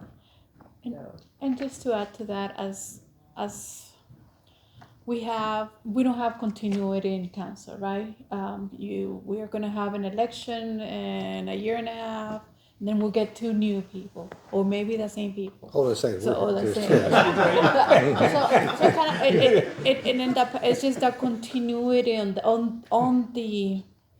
on council, right? What is the goals that you would like to attain when you are a council member, and concentrate on those, getting your vision. And so I don't know how we can get to that when there's different priorities and you are also representing different sectors of the public. And so I think for me that is a threat. Oh, yeah. The lack of continuity. Yeah, because we're shifting all the time. So it does come into this one right here, right? Shifting priorities. But when we have a 3 to 5 year plan, coming back to my executive here, I mean, we can change things for sure. We can alter things, and then the disruption of public service is real, like a major fire, like an earthquake. Thank you for that. And whatever it is. And so it's going to shift some of those things. But really, we're talking about a 3, 5, 10 year plan that should be foundationally, right, pretty well established, Yolanda. And then some things kind of shift with a new council majority or things like that. But overall, if we have, hey, we need to, one of our priorities is improving the infrastructure of XYZ part of the city, right? Then that one, I don't think should pivot as much, right? When it comes to those things. If we have the plan, but if we don't have the plan, it's going to change all the time. I think for me, I've been here almost 6 years, and it seems like we never complete a goal. It feels to me that way. That's And we are reactive and we're helping out with rebuilds. We'll see fire, then COVID, and then still we have operations and we are completing the regulations and the compliance, but what is the goal of the city? What is the goal of the council? So we can implement it and complete it. Like there needs to be really a target. Okay, this is a time frame and it must be completed. Instead of, well, now we are understaffed and we have a Palisade fire. So I just don't know how we get to that. Yeah, no, that's what we need to come out of this meeting. And I will say this, last year, when you were in that meeting that I was in, it wasn't strategic plan, it was going through the priority projects. And you reported on your project, you reported on one that had been completed. Those are things you have to feel good about though, right? The ones you complete. But your thought is, I want more big picture things, right? I'd like that too. And remember what we talked about in our governance team meetings in the fall, and then just slightly reminded yesterday, setting the vision for this city for whatever period of time we want to make it, 3, 5, 10 years, is one of the responsibilities of the governance team, so that our executive team can take that vision, break it down into goals and say, okay, community development, this is you. Public works, this is you. Parks, this is you, etc. And then you have that. Then you can set your goals, right? And then we work through the projects and we keep drilling down. But that's the objective of everything that I think Candace is shepherding along with Richard. Yeah, because on the top it says long-term recovery. I just added resiliency. Long-term recovery and resiliency plan. Like that would be important, to address what you're saying, and is to have that long-term plan. Thank you for that, Doug and Steve. As some of you have heard me say over and over again, if you're going to do a strategic objective, it's 3 steps you have to take. You got to have them in order. You have to have cash, resources, then allocate the resources. Focus. And I want to go back to what Vanna said the other day when we talked about the budget. For the first time in a long time, perhaps, we actually budgeted full funding for staff in all these positions.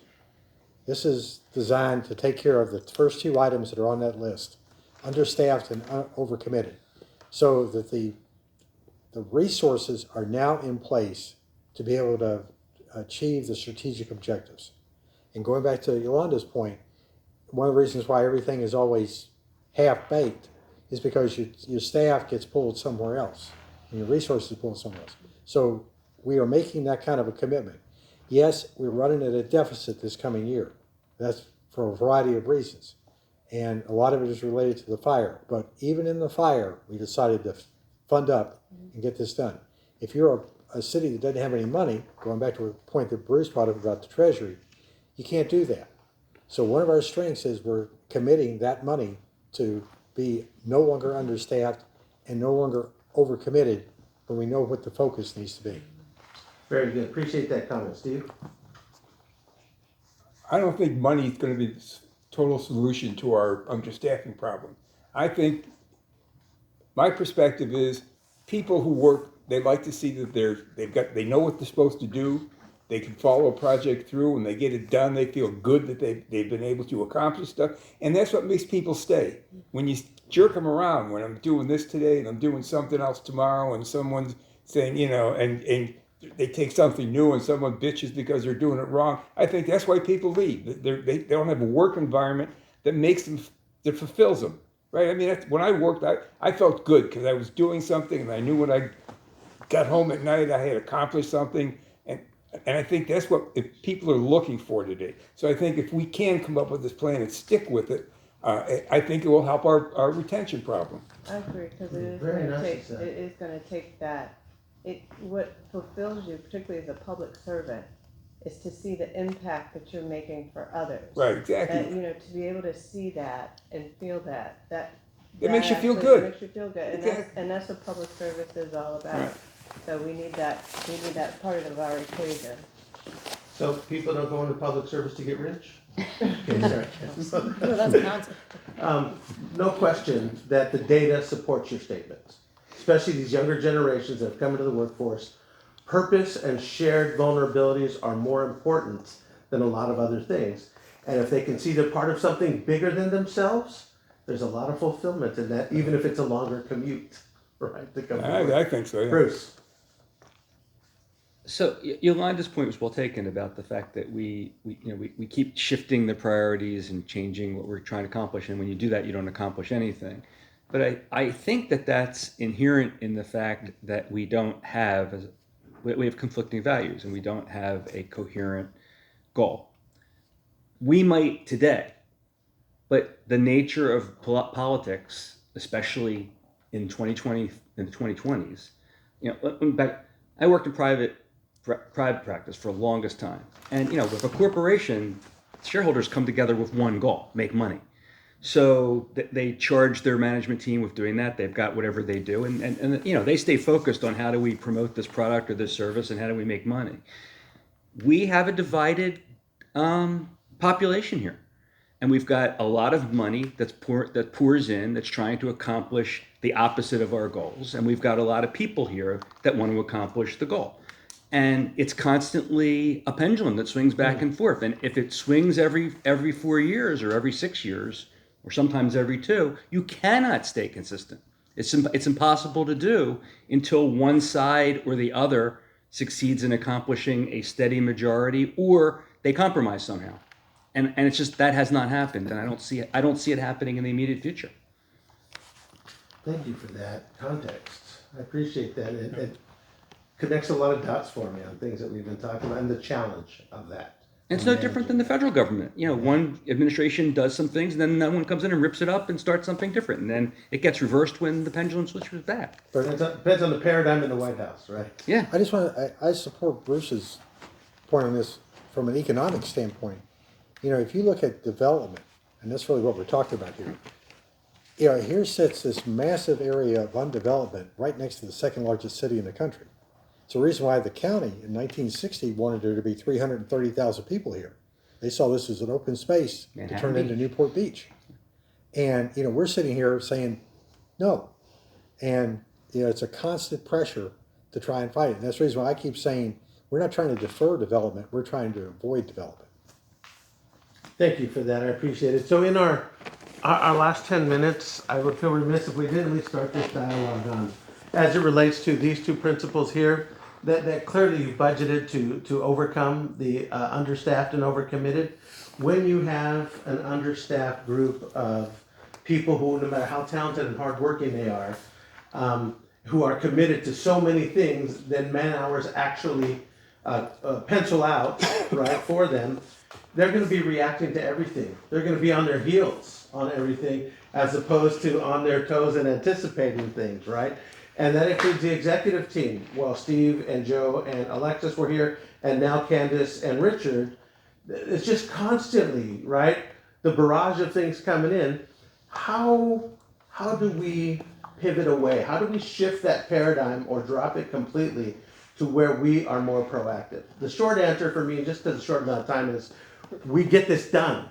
We take that budget and we recruit and we fill these seats and we make it a priority, and that means something else has to give for whoever's doing it. This happens. We get the people here, and then, right, that means though, here's the bowl, and it's pouring over with commitments to those very active constituents. One more thing coming in there and it's going to pour over, right? And things are going to start falling through the cracks, if you will. Something's got to give. And so to my governance team, are you comfortable with that idea that something's got to give in order for our team to be anticipatory, which great leaders always are, and planning and acting in a forward-thinking manner to address the opportunities list of things here? You got to have the intestinal fortitude every now and then to say no. That's what it boils down. I mean, we rebuilt the company, and we set our goal in the beginning saying, here's what we're going to do. And everybody and the brother had something else they wanted to do, and we just said no. We're going to focus on getting what we want to get done, and we got it done. Are all of you on the same page with that? Yeah. With our staff, our executive team saying no to stuff? Yeah. Are you comfortable with hearing that message? I have no problem.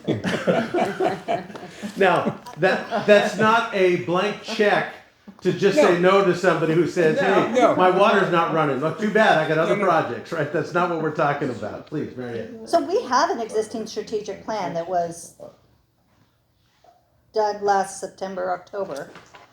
So, Was this a strategic plan or was it a project, open project kind of plan? well, it was my understanding it was both. It was, you know, that we were going to have specific things that the staff was tasked with working on and completing, and some of I'm those gonna turn things. to our city clerk, Mary Ann. Sorry to cut you off. I'm just focusing on our calendar of time here. Yeah, it was trying to move towards a strategic plan away from a work plan, which is only a project list. So it was Yeah. kind of an in-between step. I don't think the city made it to the point where we have the broad multi-year goals. It was focused more on the short-term projects moving towards broader goals. Thank you. What exactly does a strategic plan mean? It means by 2030, the city of Malibu will have, improved 25% of the infrastructure of so forth, right? By 2025, we will blah, blah, blah, right? And accomplish those things. Right, we don't have that. I guess I'm looking for clarification, like with Mary Ann, is because I printed out the strategic work plan 24-25, which are very targeted projects, because I was told, like, when I had high level ideas like technology, I was told, I think by Joe Tony, that bring it to the strategic work plan. Yes. Because in that workshop, we'll be talking about big ticket items, and things will move off of this, which you guys have done a great job, because there are things that I can see have moved off, but then we can move things back on. So when is that gonna happen, that meeting? So this is a precursor to that meeting. Okay. Right, that has to happen. It's hard to all do in one meeting, Sure. kind of a thing, and keep everybody's highest level of attention. In the old days, we used to go off for 2 days to do a strategic planning session, all day one day and half day the next day.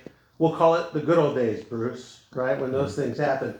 But we just don't do that anymore. There's a lot of reasons, and location-wise, et cetera, and Brown Act compliance, all the rest, right? We just don't do that anymore. So the goal is to have another meeting like this, where now executive leadership, along with a cabinet meeting with all our director level people, will come together and say, okay, here's what we're seeing, right, from our group, our whole leadership team. How did they fit into the grid here of our plan, and what will those priorities be? And what are we looking at here? Within 1 year, these are realistic. Within 3 years, within 5 years, 10 years, kind of thing. Okay, you're describing this. I'm looking up at Shora, and one of them is tracking. There's little tracking that goes on as to the progress of each project. So there's a project, like, where are we? Where are we? Where are we? And I know that there's that list, but this is a strict project list. This is not getting at the big problems that we're facing in terms of a rebuild and a recovery. It's our issues with what has happened after this disaster are bigger than some of these projects that we have. We have an opportunity to really look at those and pull them into a larger, how are we going to move forward in this rebuild and recovery period? This is a different moment in time than this strict project list, because there is funding available. So we have to match that, what those opportunities are to the funding. We like you said, there are areas where we've done a budget, we have great opportunities for bringing in new staff and stopping this problem of being understaffed and all of that. But it's taking each one of these and matching it and pulling those projects into a larger plan. This is a project plan. This is not a larger strategic plan. That's right. If you go look at another city's website. Trying to think of one. I just watched Santa Barbara's meeting. Okay, so their strategic plan for another city, it's not a project list. It has projects in it, but it is a 20-page document with, here's this category, here are the projects in it. Here is the long-term goal, the short-term goal, etc. That always stays, Yolanda. What doesn't stay are the projects inside it, right? Because we complete them, because they get bumped because of a disaster or something else. But like this one has to be in there, I would think, right? And just hypothetically, as we're looking at that communication system where we have it for our people to make that work. but it is a bigger document that incorporates what Candace has handed out today, right? So it's a much bigger thing, and once we have it, the first time you build it, it's quite arduous as far as the time and energy goes. But once we have the structure of it, it's much easier to update. It really is. Steve? Yeah, let me see, in business world, we used to have project managers, all right? Who basically track what was, here's what you're supposed to do, they come and talk to you, are you on track? And being able to take that kind of information and pass it out to the public, it says, look at the stuff that we're getting done, I think would be a big benefit for the city.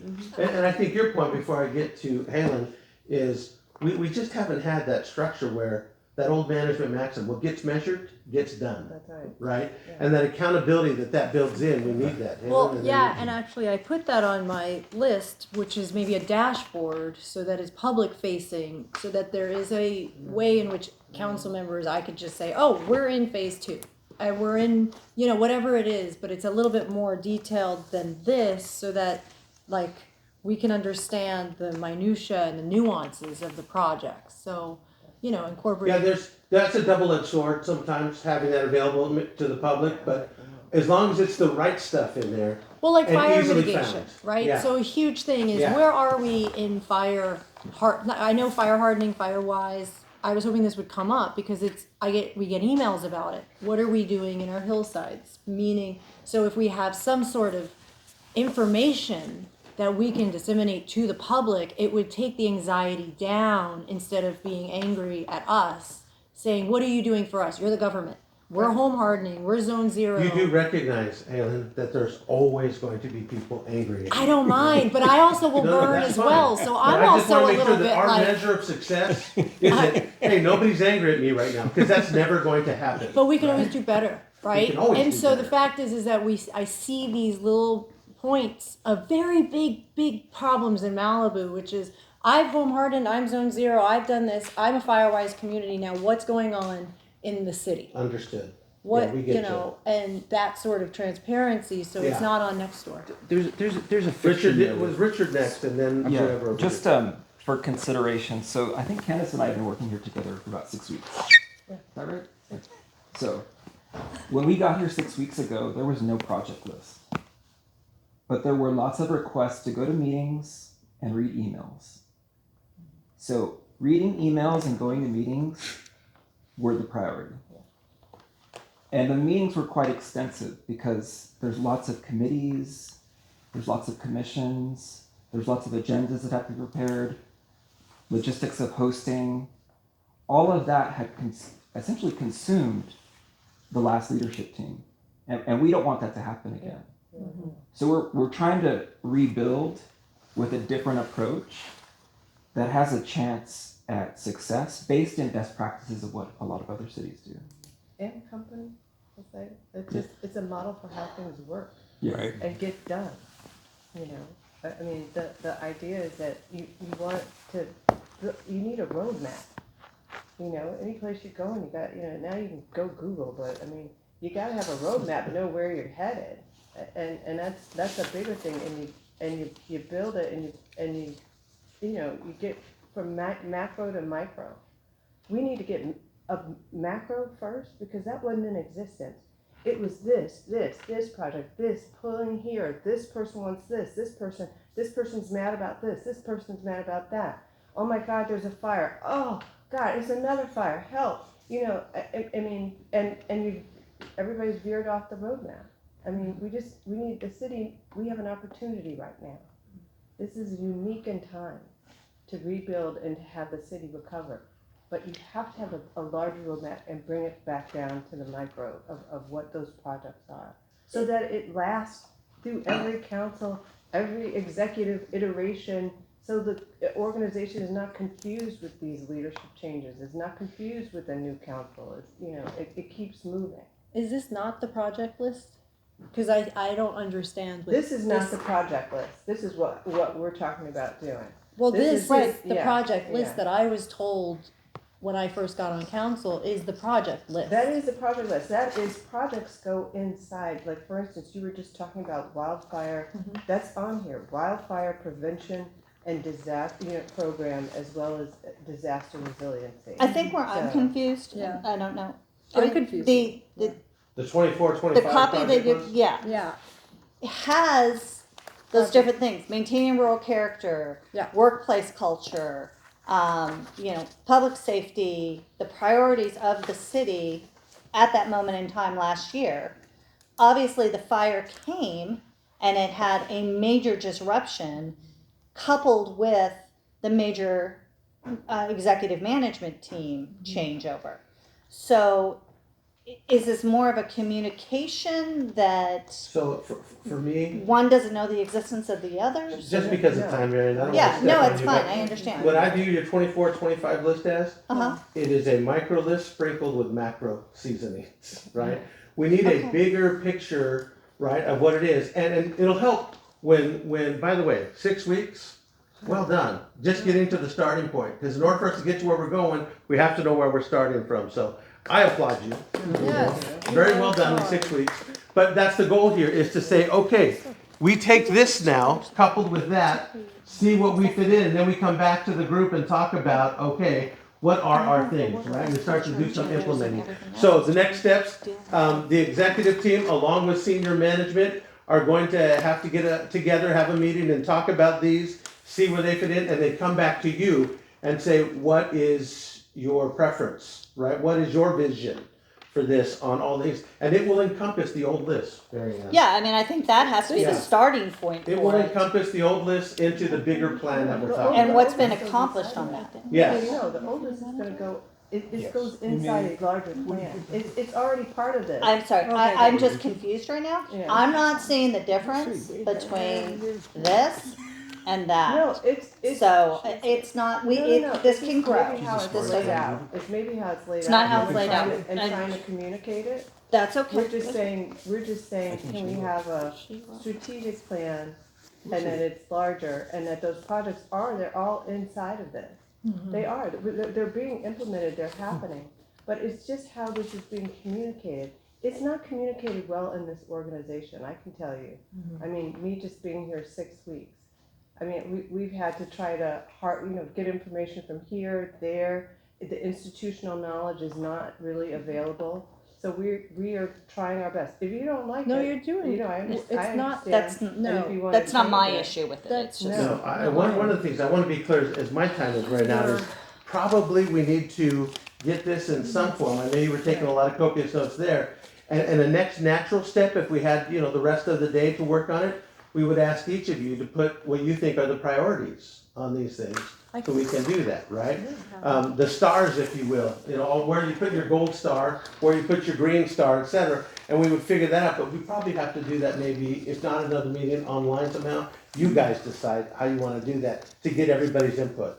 I think what Candace said, every business, every project that I've been involved in that's been successful, we had a vision of what we're gonna be when we grew up. That's it. I mean, That's it. and with that in place, everybody can understand, if you can create that vision and make it so people can understand it, you got a much better chance of pulling it off.